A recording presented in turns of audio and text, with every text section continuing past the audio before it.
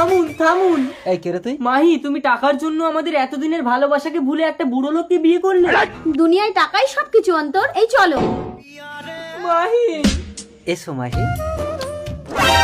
আমার সন্তান হয়নি বলে তুমি আবার বিয়ে করে আসলে স্বামী? মোহিনী, আমার সন্তান চাই, তাই আজ থেকে তুমি এ বাড়ির চাকরানি আর মাহি এ বাড়ির বউরানি। চলে এসো মাহি। স্বামী, ভগবান তুমি আমাকে একটা সন্তান দাও। আমি দেবো তোমাকে সন্তান।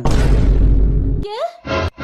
আমি অন্তর। তোমার একটা সন্তান হয়নি বলে তোমার স্বামী এই গরিবের ভালোবাসাকে ছিনিয়ে নিয়েছে। পেটে বালিশ ঢুকিয়ে নকল পেট বানিয়ে তোমার স্বামীকে গিয়ে বলো তোমার পেটে বাচ্চা।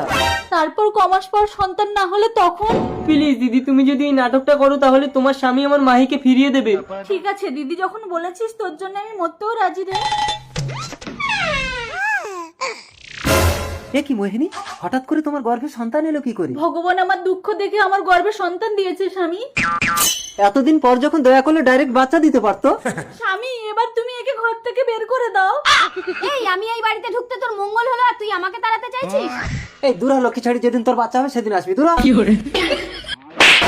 দিদি এদিকে এসো। তোর জন্য আমাকে ঘর থেকে তাড়িয়ে দিয়েছে, এবার আমি কোথায় যাব?